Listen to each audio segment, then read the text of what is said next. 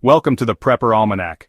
Today we're going to discuss the topic of meeting other preppers and expanding your knowledge base in order to be ready for uncertain times. Let's paint a scenario for you. Imagine this. It's Tuesday night, you're home, the TV is on, the kids are doing homework. Then, with a soft click, everything goes dark. Not just your house, but the entire street. You check your phone and you don't have a signal. The silence that follows is heavy. It's not a normal blackout. This is different. The first hour is a novelty, a chance to break out the candles and tell stories. By the end of the first day, the novelty has worn off. The food in your fridge is starting to get warm. The tap water has slowed to a trickle and then stopped. The familiar hum of modern life has been replaced by an unnerving quiet, punctuated by distant sirens that eventually fade away. By day 3, the situation has become serious. Your neighbors are getting anxious. Their pantries are bare. Their kids are hungry and scared. The sense of adventure has curdled into real fear. You hear arguments on the street. People realize how dependent they were on systems they never thought about. When you hear the word prepper, what comes to mind? For many, it's a caricature fed by reality television.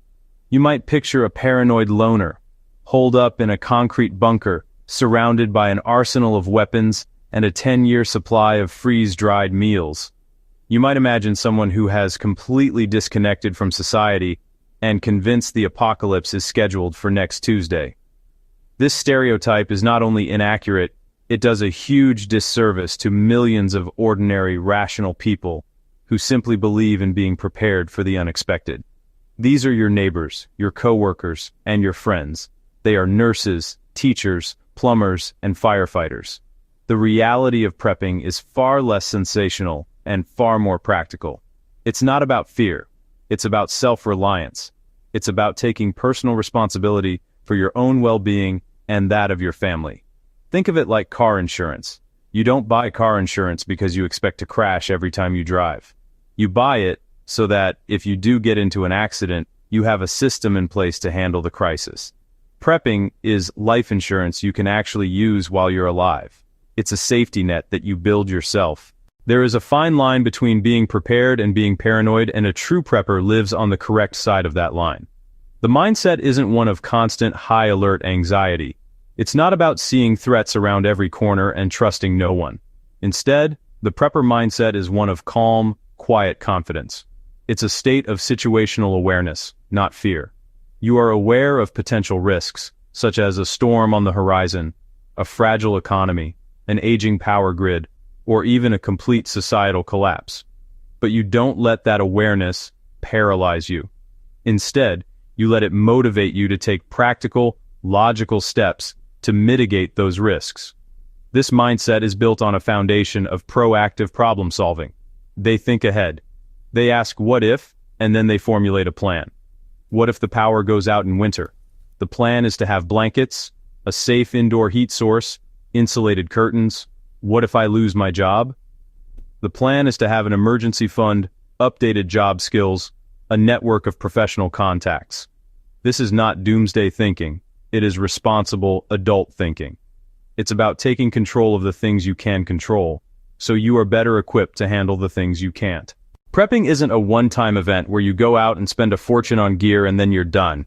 It's a lifestyle woven into the fabric of your daily and weekly routines.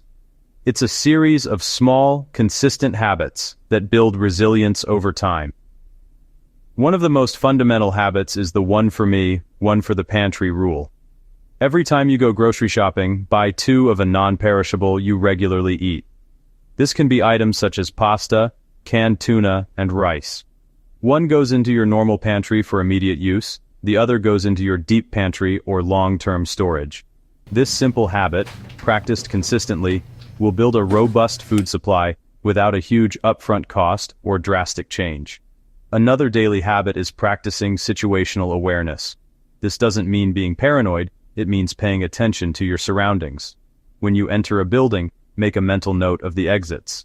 When you're in a crowd, be aware of the general mood and flow. This habit extends to information as well. A prepper stays informed about local and world events, not to feed anxiety, but to understand the landscape. They might listen to a weather radio, follow local emergency management alerts, or read about economic trends. Skill building is a crucial weekly or monthly habit. You can't just own a first aid kit, you have to know how to use it. A prepper might dedicate one Saturday a month to practicing a skill. This might be taking a CPR class, learning how to use a water filter, and even practicing fire starting with a ferro rod in the backyard. The myth of the lone wolf prepper, surviving against all odds, with nothing but their wits and a rifle, is a powerful and romantic image. But it's also a deeply flawed and dangerous fantasy. Humans are social creatures. Our greatest strength is our ability to cooperate. In a long-term crisis, the lone wolf will be picked off first, vulnerable to sickness, injury, exhaustion, and being outnumbered. Going it alone means you must be expert in everything, such as medicine, security, food production, and engineering. This will most likely be impossible. Who stands watch while you sleep? Lack of sleep degrades judgment and ability. Who cares for you if you get sick with the flu or break a leg? A simple injury could be a death sentence alone. Who chops a winter's worth of firewood? Who builds a defensive perimeter? Who plants and harvests a large garden? Doing it all yourself leads to burnout and failure. Isolation also takes a severe psychological toll. We need social interaction for mental and emotional health. A group or a prepper tribe you can trust provides a support system. Don't be a jack of all trades, but be part of a team of masters. Once you accept that going it alone is a long-term losing strategy, the next logical step is to build your tribe. A preparedness community, or a mutual assistance group, which is sometimes simply called a MAG, is more than just a collection of people with supplies. It's a network built on a foundation of trust, shared values, and mutual respect. This isn't a group you can just throw together in the middle of a crisis. Trust is not built overnight. It's cultivated over months and years through shared experiences, open communication, and consistent, reliable behavior. You really need to know the people you are relying on long before you have to rely on them for your survival. The benefits of a strong prepper community are immense. The most obvious is the pooling of resources and skills. If one family's food stores are damaged in a flood, others in the group can help. If a specific tool is needed, chances are someone in the group has it. But the benefits go much deeper. A community provides security in numbers. A well-organized group is a far less appealing target for desperate people than an isolated family. A group can organize watches, patrol a perimeter, and present a united front. Building this tribe starts small. It begins with getting to know your immediate neighbors. Do you know their names? Do you know if they have any special skills or needs? Start by being a good neighbor now. Offer to help with a project, organize a neighborhood block party, or start a simple tool-sharing library. So, where do you find these like-minded people to form your prepper tribe? The search can happen online or in the real world. It requires a bit of patience and a lot of common sense. The digital world is often the easiest place to start.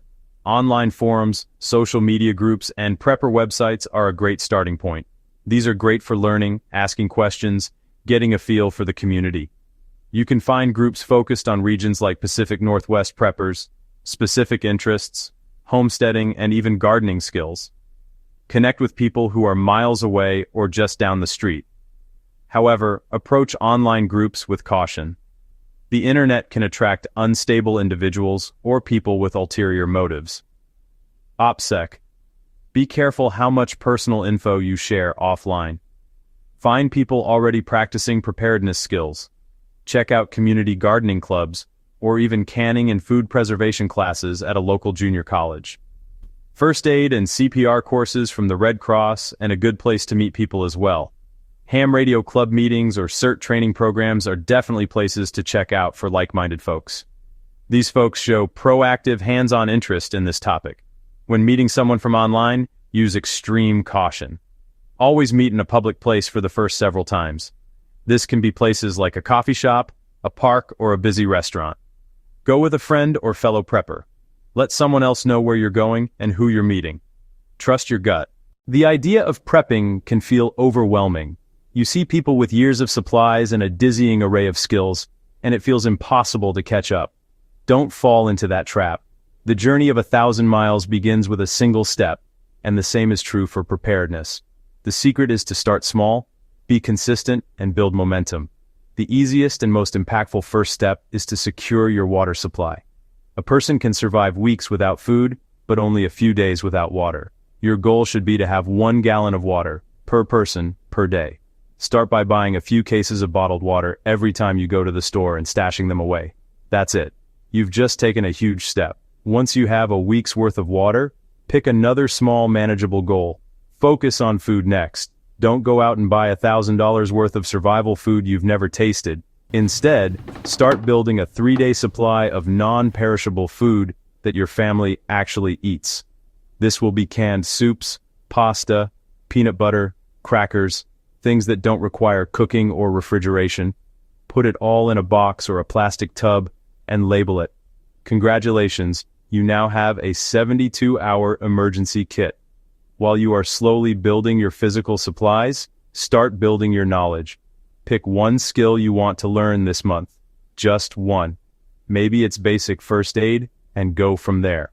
As we wrap up today's video, if you have any questions or if there are any topics that you would like discussed in the future, let us know in the comment section below.